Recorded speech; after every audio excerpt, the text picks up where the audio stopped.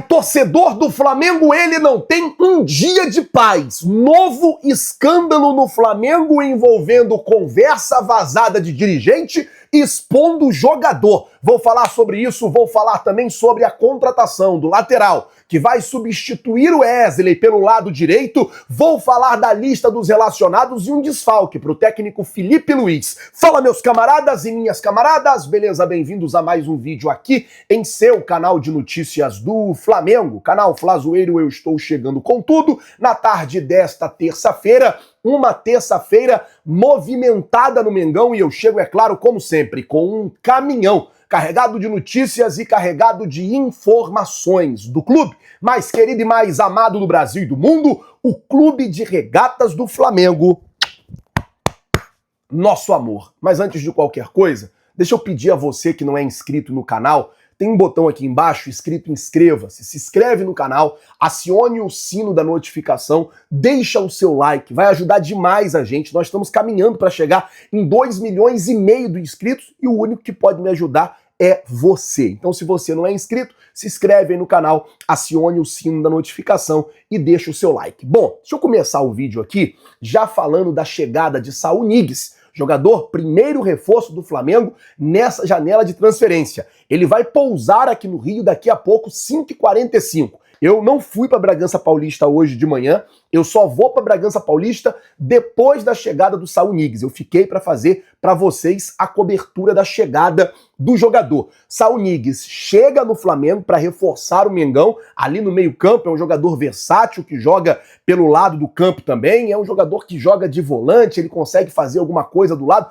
Ele tem muitas características do Gerson, assim, um jogador que parece muito com o Gerson, jogador de muita qualidade. É a primeira contratação do Flamengo nessa janela de transferência. E 5h30 da tarde, guarda esse horário, 5h30 da tarde, você tem um encontro marcado comigo aqui no canal. Nós estaremos ao vivo, direto do aeroporto do Galeão, fazendo para vocês a transmissão da chegada de Saul Niguez, novo reforço do Flamengo. Guardou o horário? 5h30 da tarde, você tem um encontro junto comigo aqui no canal. Por isso que eu falo que você que não é inscrito, se inscreve e aciona o sino da notificação, que aí você vai estar inscrito, assim que a gente começar a live, vai chegar a notificação para vocês, tá bom? Bom, deixa eu começar o vídeo aqui falando a lista dos relacionados, porque, gente, o negócio é o seguinte, o Flamengo anunciou os relacionados para o jogo contra o Red Bull Bragantino amanhã. O Flamengo vai ter um jogo importantíssimo contra o Red Bull Bragantino. Por quê? Nesse momento o Flamengo tem 30 pontos, o Red Bull Bragantino tem 27 pontos. O Flamengo venceu o Red Bull Bragantino amanhã, mantém o Flamengo na cola do Cruzeiro. Se o Cruzeiro perder para o Corinthians, melhor ainda, porque o Flamengo pode voltar à liderança do Campeonato Brasileiro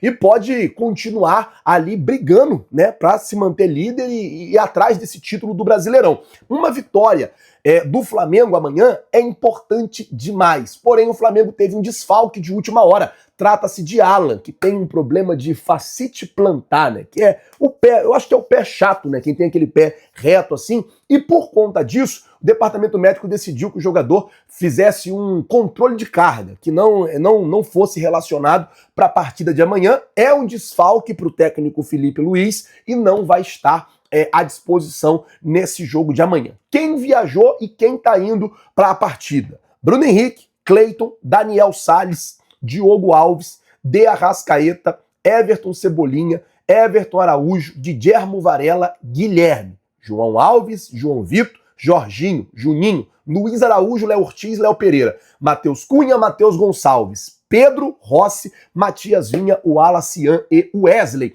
Esses são os jogadores relacionados pelo Flamengo para a partida de amanhã contra o Red Bull Bragantino. Ainda não se sabe se o Wesley vai jogar. O técnico Filipe Luiz, ele comentou um pouco sobre isso. Ele disse, olha, nessa situação do Wesley, ele tá com a cabeça nesse negócio de contratação, é uma outra coisa. Por conta disso, eu preservei o Wesley do jogo contra o Fluminense no último domingo. Pode ser que amanhã ele entre em campo, até pro Filipe Luiz ele ter uma opção ali, quem sabe colocar o Varela do lado esquerdo. Vamos ver o que o Filipe Luiz vai fazer. Bom, já que eu tô falando sobre departamento médico, jogador que não vai estar à disposição no caso do Alan por conta de uma fascite plantar, deixa eu falar logo sobre o negócio do De La Cruz, porque mais uma vez o Flamengo, porque o maior prejudicado nessa história toda é o Flamengo.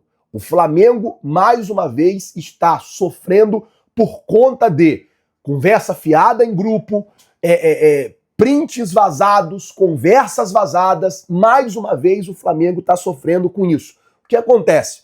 Tem grupos de conselheiros, tem grupo de tudo que é lado. O Flamengo tem um monte de grupo de torcida. E dentro de um grupo desse, quem está lá é o Dr. Runco, que é chefe do departamento médico do Flamengo.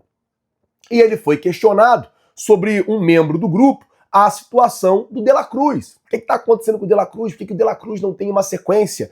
E aí, meus amigos, ele falou, assim, coisas que não devem ser faladas, sabe assim? Coisas que expõem o jogador, coisas que expõem o Flamengo, coisas que expõem tudo. E assim, é o que eu tô dizendo, é o médico do clube. O médico, ele tem que ter como prioridade preservar o seu paciente. Eu não tô falando de médico e jogador, tô falando de médico e paciente. A prioridade dele tem que ser preservar o paciente. E aí ele deu uma declaração, expôs o De La Cruz. O próprio Arrascaeta agora já fez uma postagem nas redes sociais, mandando uma indireta, bem direta, e é o que eu falo, esse tipo de coisa, ela só atrapalha o Flamengo.